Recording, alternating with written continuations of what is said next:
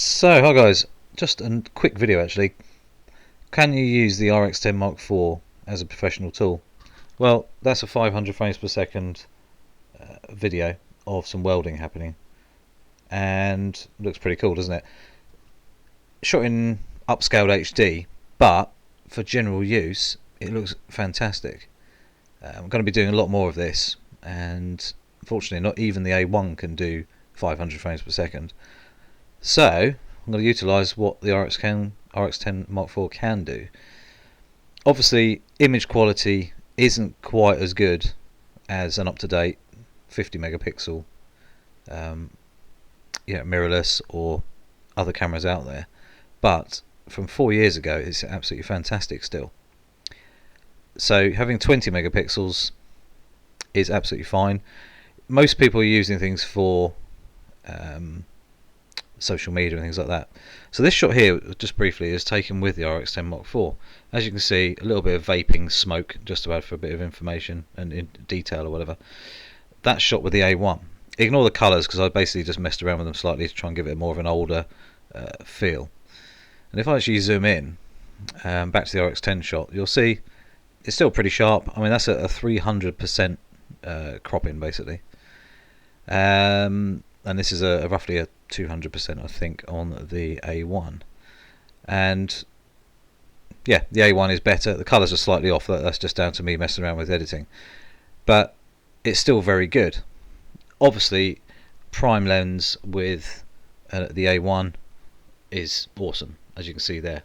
50mm works really well with extra lighting and stuff like that, but sometimes having the Rx10 is so usable because of its range, two, the smaller sensor sometimes actually helps you get a little bit more in focus.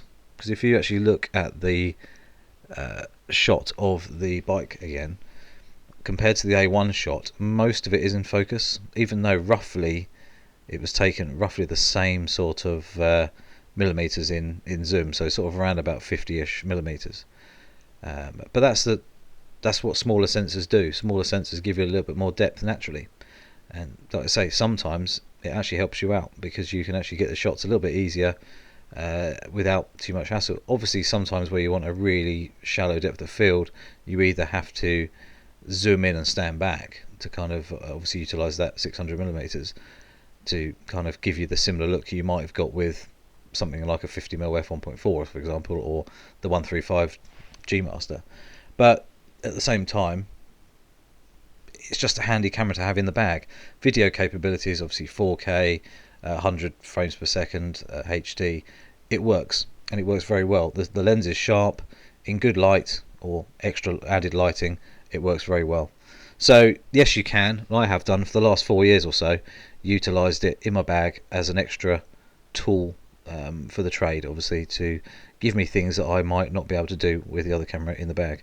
So might not be the best of the best in quality wise, but at the same time it's very, very good, and it holds up pretty well against other cameras out there, and also it's got me things that I couldn't have done with any other camera that you can buy. So yeah, leave your thoughts below, and there will be some more videos with the bikes and stuff coming very soon as I'm doing some work with the company. Feel free to have a look at their Instagram, etc, etc.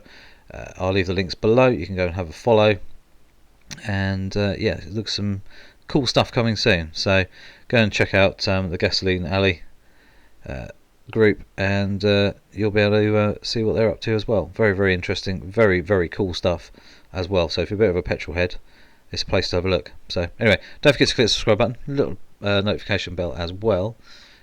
Don't forget to follow me on Instagram as well, which is sjm.photos, and obviously Gasoline Alley as well. And I say watch out for some new videos coming soon.